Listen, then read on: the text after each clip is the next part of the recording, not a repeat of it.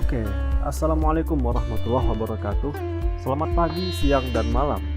Perkenalkan, kami dari kelompok 6 yang beranggotakan Alfi Dwi Pak Arkis 121 19011 dan ada Fering Julia Fortuna 121 19033 dan ada Alessandro Nesta 121 19071 dan Dara Brawijaya 128 19019. Kami akan mempresentasikan tugas bahasa kami yang berjudul Analisis Pengaruh Curah Hujan Terhadap Produksi Bahan Tambang Indonesia tahun 2006 sampai 2015. Ringkasnya, presentasi kami kali ini terbagi atas 4 bagian. Yang pertama ada abstrak, yang kedua ada tujuan, dan yang ketiga ada deskripsi data, dan yang keempat ada analisis dan simpulan. Yang pertama, abstrak. Indonesia merupakan negara tropis yang memiliki curah hujan yang tinggi. Tingginya curah hujan memberikan banyak pengaruh seperti adanya banjir, longsor, dan sebagainya. Selain curah hujan, hal lain yang signifikan berpengaruh adalah bahan tambang. Bahan tambang banyak diolah menjadi bahan lain yang digunakan oleh masyarakat. Analisis ini dilakukan untuk mengetahui korelasi dari curah hujan terhadap produksi bahan tambang yang diperoleh dalam periode 2006 sampai 2015. Data diperoleh melalui BPS atau Badan Pusat Statistik yang merupakan akumulasi rata-rata dari setiap tahunnya, sehingga setiap komponen memiliki 10 data yang sebenarnya tidak mencukupi untuk menunjukkan kenormalan suatu data. Bahan tambang yang digunakan adalah emas, tembaga, nikel, pasir besi, dan batu bara. Setiap data akan dianalisis secara numerik dan kecenderungannya, kemudian menggunakan metode regresi linear. Dengan metode regresi linear diharapkan dapat memberikan gambaran apakah curah hujan berpengaruh terhadap produksi bahan tambang ataupun sebaliknya. Kata kunci ada bahan tambang, korelasi, regresi linear, dan studi numerik. Masuk ke tujuan. Yang pertama, mendeskripsikan data produksi bahan tambang, yaitu emas dalam kilogram, batu bara dalam ton, nikel dalam ton, pasir besi dalam ton, serta tembaga dalam ton, dan data curah hujan tahunan Indonesia melalui sari numerik dan pemodelan grafik. Yang kedua, menganalisis pengaruh curah hujan terhadap produksi bahan tambang, yaitu emas, batu bara, nikel, pasir besi, serta tembaga melalui pemodelan regresi linear dan korelasi. Berikut adalah tabel data yang akan kami analisis. Data produksi bahan tambang dan data curah hujan didapat melalui website Badan Pusat Statistik Indonesia dari tahun 2006 sampai 2015. Untuk data curah hujan didapat dari rata-rata curah hujan tahunan di seluruh stasiun BMKG yang tercatat di database BPS. Dan berikut deskripsi numerik dari produksi bahan-bahan tambang, ya ada emas, batu bara, nikel, pasir besi, dan tembaga. Dan berikut merupakan scatter plot, box plot, dan histogram dari data produksi emas. Dari scatter plot bisa dilihat bahwa produksi emas pada tahun 2006 sampai 2010 masih terhitung cukup tinggi, sedangkan dari tahun 2011 sampai 2013 terjadi penurunan produksi. Dan produksinya naik lagi pada tahun 2014 sampai 2015. Sedangkan pada box plot terlihat tidak adanya kuncilan untuk produksi emas pada tahun 2006 sampai 2015, dan juga bisa dilihat median dari data yaitu 8.844 ton. Dan pada histogram bisa dilihat persebaran data produksi emas. Dapat diketahui bahwa produksi emas pada tahun 2006 sampai 2015 paling banyak ada di rentang 60 sampai 80.000 kg. Di histogram juga bisa dilihat kemencengan dari data yang bernilai positif, artinya data terpusat pada nilai di bawah rata-rata. Yang kedua adalah sari numerik batu bara. Berikut merupakan scatter plot, box plot, dan histogram dari data produksi batu bara. Dari scatter plot bisa dilihat bahwa produksi batu bara terus meningkat pada tahun 2006 hingga 2013, kemudian terjadi penurunan dari tahun 2014 hingga 2015. Kemudian, pada box plot terlihat tidak adanya pencilan untuk produksi batu bara pada tahun 2006 hingga 2015, dan juga bisa dilihat median dari data adalah 3655,98613 ton. Kemudian, pada histogram bisa dilihat bahwa persebaran data produksi batu bara pada tahun 2006 hingga 2015 paling banyak ada di rentang 150 hingga 200 juta ton dan di rentang 350 hingga 400 juta ton. Di histogram juga bisa dilihat bahwa kemencengan dari data adalah bernilai negatif, sehingga memiliki arti bahwa data terpusat pada nilai di atas rata-rata. Kemudian kita lihat pada slide selanjutnya ada sari numerik nikel. Berikut merupakan scatter plot, box plot, dan histogram dari data produksi nikel. Dari scatter plot bisa dilihat bahwa produksi nikel pada tahun 2006 hingga 2012 cukup konstan, dan pada 2013 terjadi kenaikan yang sangat signifikan dan produksinya kembali pada kondisi semula pada tahun 2014 hingga 2015. Nah, pada box plot terlihat adanya pencilan untuk produksi nikel, yaitu pada angka sekitar 50 juta ton, dan juga bisa dilihat median dari data adalah 6842317 ton. Pada histogram juga bisa dilihat bahwa persebaran data produksi nikel pada tahun 2006 hingga 2015 paling banyak ada di rentang 60 hingga 10.000 hingga 100.000 ton. Di histogram juga bisa dilihat kemencengan dari data yang bernilai positif, yang berarti bahwa data terpusat pada nilai di bawah rata-rata. Yang keempat ada sari numerik pasir besi. Berikut merupakan scatter plot, box plot, dan histogram dari data produksi pasir besi.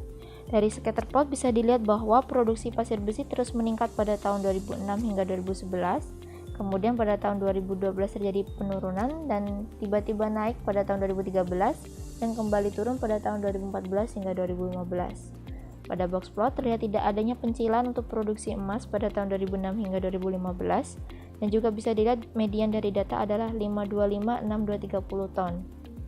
Kemudian pada histogram bisa dilihat persebaran data produksi pasir besi. Pada tahun 2006 hingga 2015 paling banyak ada di rentang 0 hingga 5 juta ton. Nah, di histogram juga bisa dilihat kemencengan dari data adalah bernilai positif, sehingga memiliki arti bahwa data terpusat pada nilai di bawah rata-rata. Dasari numerik tembaga. Berikut merupakan scatter plot, box plot, dan histogram dari data produksi tembaga. Dari scatter plot bisa dilihat bahwa produksi tembaga terus meningkat pada tahun 2006 hingga 2013. Nah, terjadi penurunan pada 2014 dan kembali naik pada tahun 2015. Pada box plot terlihat tidak adanya pencilan untuk produksi tembaga pada tahun 2006 hingga 2015, dan juga bisa dilihat bahwa median dari data adalah 1232695 ton. Pada histogram bisa dilihat persebaran data produksi tembaga bahwa pada tahun 2006 hingga 2015 paling banyak ada di rentang 500.000 hingga 1 juta ton. Nah, juga bisa dilihat bahwa kemencengan dari data bernilai positif, yang memiliki arti bahwa data terpusat pada nilai di bawah rata-rata. Kemudian sari numerik selanjutnya yaitu sari numerik dari curah hujan sebagai data variabel lainnya. Ini ada scatter plot, box plot, dan histogram dari data curah hujan yang barusan. Nah, dilihat dari scatter plot bahwa terjadi kenaikan curah hujan pada tahun 2006 hingga 2008, konstan pada 2009 hingga 2012, dan mengalami penurunan pada 2012 hingga 2015. Nah, pada box plot terlihat ada 4 pencilan untuk curah hujan pada tahun 2006 hingga 2015, dan median dari datanya adalah 2316,2 mm. Nah, pada histogram bisa dilihat juga bahwa persebaran data curah hujan pada tahun 2006 hingga 2015 paling banyak ada di rentang 2000 hingga 2500 mm. Nah, kemencengan dari data ini bernilai negatif, yang memiliki arti bahwa data terpusat pada nilai di atas rata-rata. Data yang akan dianalisis diolah dengan memplot data tingkat curah hujan terhadap data produksi suatu komoditas bahan tambang. Data tingkat curah hujan digunakan sebagai variabel bebas atau prediktor, dan data produksi komoditas bahan tambang digunakan sebagai variabel tak bebas atau reaktor. Berikut adalah scatter plot yang menggambarkan hubungan antara curah hujan dan produksi emas. Dan juga pada slide ditampilkan density plot yang memperlihatkan distribusi dari masing-masing data. Pada density plot dapat dilihat distribusi untuk masing-masing data dan kemencengan dari setiap data, yaitu min 0,93 untuk data curah hujan dan 0,32 untuk data produksi emas. Berikut adalah kurva regresi yang menggambarkan hubungan antar curah hujan dan produksi emas pada tahun 2006 sampai 2015. Kemudian juga didapatkan persamaan regresi, yaitu Y sama dengan 144.445,3 dikurang 22,43396X. Selain itu, juga didapatkan korelasi antara kedua data, yaitu 0,3864163. Dikarenakan angka korelasinya yang mendekati 0, maka dapat dianalisis bahwa kurang adanya pengaruh antara curah hujan terhadap produksi emas. Berikut adalah scatter plot yang menghubungkan antara curah hujan dan produksi batu bara. Pada slide juga ditampilkan density plot yang memperlihatkan distribusi dari masing-masing data. Pada density plot dapat dilihat distribusi untuk masing-masing data dan juga kemencengan dari setiap data, yaitu min 0,93 untuk curah hujan dan min 0,19 untuk produksi batubara. Berikut adalah kurva regresi yang menggambarkan hubungan antara curah hujan dan produksi batubara untuk tahun 2006 sampai 2015. Kemudian juga didapatkan persamaan regresi, yaitu Y sama dengan 140.799.269 ditambah 82.710,89 X. Selain itu juga didapatkan nilai korelasi antara kedua data, yaitu 0,3675479. Dikarenakan angka korelasinya yang mendekati 0, maka dapat dianalisis bahwa kurang adanya pengaruh antara curah hujan terhadap produksi batubara pada tahun 2006 sampai 2015. Berikut adalah scatter plot yang menggambarkan hubungan antara curah hujan dan produksi nikel. Dan juga pada slide ditampilkan density plot yang memperlihatkan distribusi dari masing-masing data. Pada density plot, dapat dilihat distribusi untuk masing-masing data dan kemencengan dari setiap data, yaitu min 0,93 untuk data curah hujan dan 2,21 untuk data produksi nikel. Berikut adalah kurva regresi yang menggambarkan hubungan antara curah hujan dan produksi nikel untuk tahun 2006 sampai 2015. Kemudian juga didapatkan persamaan regresi, yaitu Y sama dengan min 13.680.035 ditambah 10.957 X. Selain itu juga didapatkan korelasi antara kedua data, yaitu 0,4179733. Dikarenakan angka korelasinya mendekati 0 tapi mendekati 0,5, maka dapat dianalisis bahwa ada sedikit pengaruh antara curah hujan terhadap produksi nikel. Pada slide kali ini ditampilkan scatter plot untuk hubungan antara curah hujan dan produksi pasir besi, dan juga ditampilkan density plot yang memperlihatkan distribusi dari masing-masing data. Pada density plot dapat dilihat distribusi untuk masing-masing data dan kemencengan dari tiap data, yaitu min 0,93 untuk data curah hujan dan 0,9 untuk data produksi pasir besi.